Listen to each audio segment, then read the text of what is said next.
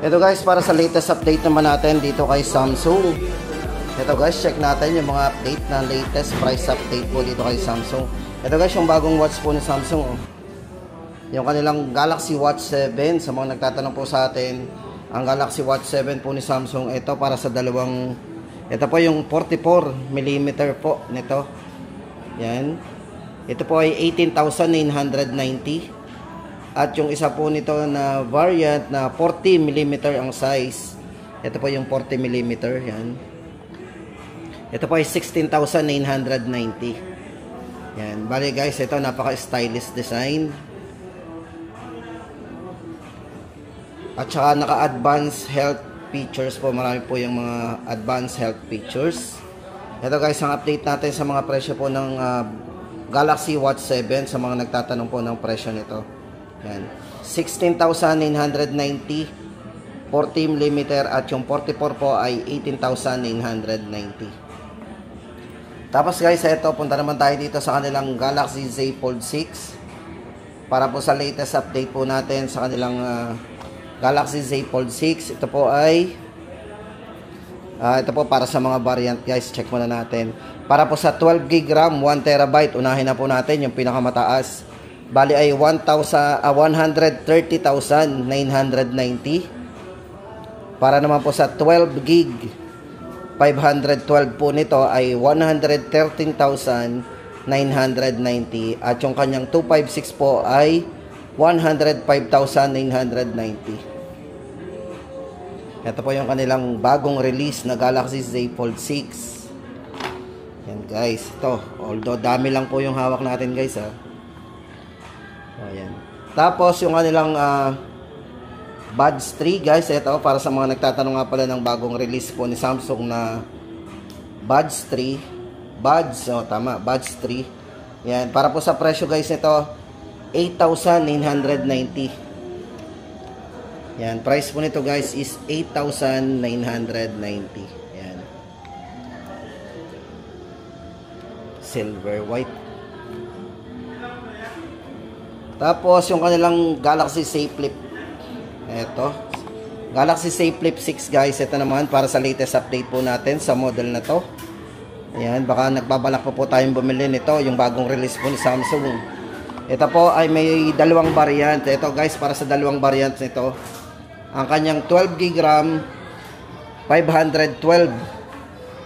Ito po ay 78,990. At ang kanyang 256 po ay 70,990. Yan guys, ang ating latest update doon sa kanilang Z Fold 6 at Z Flip 6. Tapos guys, punta na tayo doon sa kanilang A series. Siyempre, marami nagtatanong po sa atin ng mga A series po ni Samsung. Ito po yung mga budget phone. Guys, ito, bali na dito tayo sa mga multi-brand store. Kaya mostly yung display nito, yan, mga dami po yung iba dyan. Pero doon naman tayo guys mag-focus sa price at saka, siyempre, yung specs. Ito guys, para sa Galaxy A05s. Para po sa ating latest price update, ito po ay 7,490. Dating 7,990. May discount pong 500. Ito guys, para sa kanyang specs and parameters, ito po ay naka 6.7 full high definition display, 90Hz refresh rate para sa screen, 5,000 mAh battery, at naka fast charge po to, 25 watts fast charging. Ang kanyang chipset guys, ito para sa chipset, yung processor niya is naka Snapdragon 680 2.4 GHz yung speed niya. Then sa rear camera, yan yung kanyang main camera. Meron po siyang 50 megapixel, yan. 2MP para sa depth camera at 2MP naman po para sa kanyang macro camera. At yung front camera po nito guys is naka 13 megapixel na. Yan, 5-year security and 4x OS updates. Grabe basic phone pero may 4x OS updates yan. Yan po yung maganda dito kay Galaxy A05s. Price po natin, ulitin natin, 7,490. Then guys, ito naman ang update natin for Galaxy A15 5G. Kung naghahanap po tayo kay Samsung ng 5G na affordable, Ito po yung kanilang Galaxy A15 5G. Ito guys, para sa dalawang variants po nito, para po sa 4GB 128 po nito, 9,990. Ito guys, dating 10,990, naka-discount tayo ng 1,000. Then yung kanyang 256 gig, tama po, may less 1,000 din, dating 14,990, ngayon po ay 13,990. No, di ba? Ito guys, meron tong 5,000 mAh battery din. Syempre, naka 5G po yan. Mabilis po ang ating downloading and uploading. Then, meron siyang high quality display din. Naka AMOLED display na po to.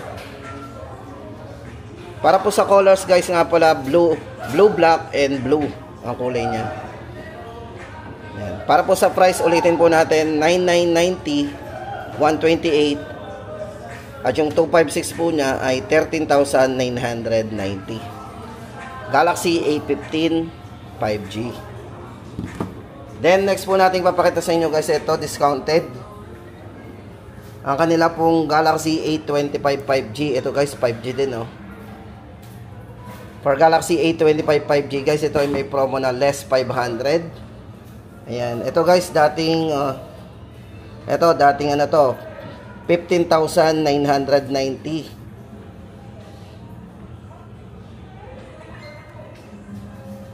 Ito guys, para sa latest price update po natin dito kay Galaxy A25 5G, para po sa kanyang 6GB RAM 128. Guys, ito yung kanyang 6GB RAM 128 po ay 14,490 na lang po ngayon. Yun po yung parang pinaka latest update natin ngayon. Naka-mark down kasi dating original price po nun guys is 15,990, pero ngayon po ay 14,490 na lang. Tapos, ang kanilang 256 gig o yung may 8 gig RAM 256, dating 18,990, ngayon po ay 17,490 na lang. So, ibig sabihin, naka-less tayo ng 1,500 doon. O, diba? Laka ng discount. Ito guys, meron 5,000 mAh battery. Ito guys, naka-AMOLED display na rin. So, napakabibid ng display nito. At syempre guys, naka 5G ang ating connectivity. Size po ng screen to is naka 6.5, full high definition, super AMOLED display. 120Hz po ang refresh rate ng screen. At para po sa kanyang chipset, ito yung naka Exynos 1280. Para po sa main camera guys, ito ay merong 50 megapixel na rin. 13MP naman po para sa front. At meron na rin po itong 5-year security patch and 4x OS updates. So, yun po yung importante dito. 4 na beses mag-a-update meron. Tapos guys, ito lipat naman tayo dun sa kanilang Galaxy A35 5G. Ito po yung pinaka latest pa rin sa pagdating sa kanilang A series. Ang ganda po talaga ng kulay nito, si purple yan, oh. Ito guys, bali size ng screen po nito guys is 6.6, full high definition super AMOLED display. 120Hz po yung refresh rate ng screen niya. At pagdating po sa chipset, ito ay naka Exynos 1380 na naka 5 nanometer octa-core processor yan. Then sa camera guys, napakalinaw na rin po ng camera nito. Then sa kanyang front camera guys, 32MP. So mga mahilig mag-selfie dyan. Ito, 13MP po yung hawak natin dito kay kay A35. Ang front camera po nito is naka 13MP. Ayan, 13 megapixel. Guys, ito naka 0.5 po yan, no? 123 degree ang pwede po niyang makuhanan kapag po siya ay naka 0.5 yan, no? Mga ultra wide angle guys, sa mga naghahanap dyan ng may ultra wide angle. So main camera po nito is 50 megapixel with optical image stabilization. Guys, ito napaka-stable po ng video nito kasi naka 60 fps po yan, ultra high definition.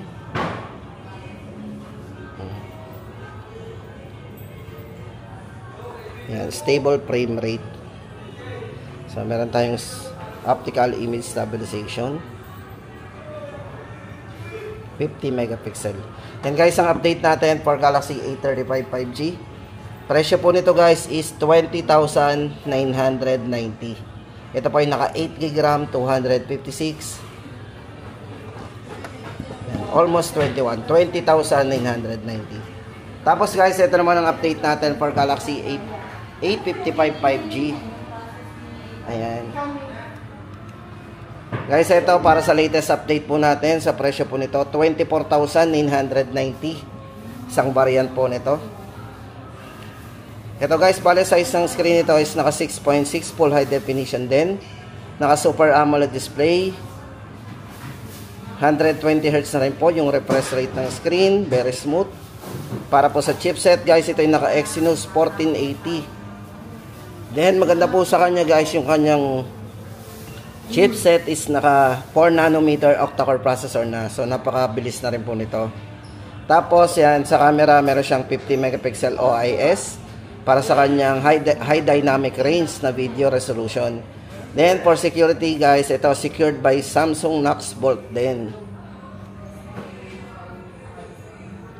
Ito guys, para sa latest price update po natin dito, 24,990.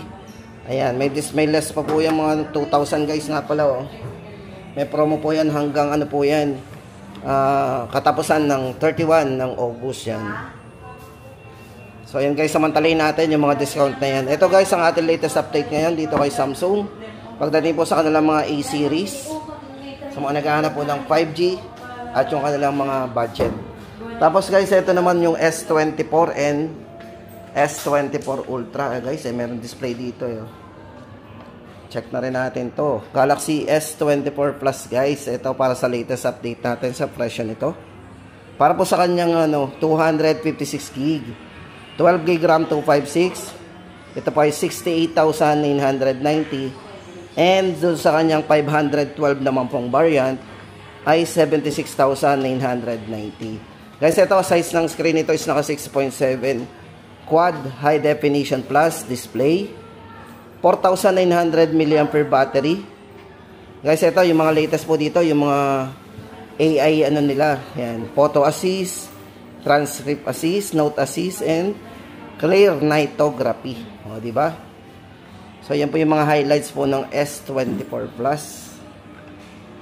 Para po sa price guys, ulitin po natin, 68,990, 256, 512 naman po, 76,990. Then for Ultra guys, ito naman ang update natin. Para sa tatlong variants po nito, para sa kanyang 12 GB RAM 256 po, 84,990, 92,990 naman po sa kanyang 512, at sa 1 TB po nito is 106,990. Guys, ito medyo malaking screen ito guys. Ito yung naka 6.8 Quad HD display, 5,000 mAh battery. At syempre guys, yung highlights po sa mga specs nito is naka photo assist, transcript assist, note assist, and clear nightography zoom din. So yan, kung mahilig tayo sa camera guys, ito yung may 200 times zoom din. Yan guys, ang update natin dito kay Samsung para sa kanilang mga A-series at yung mga S-series guys. At syempre yung kanilang mga Say Fold 6 and Say Flip 6.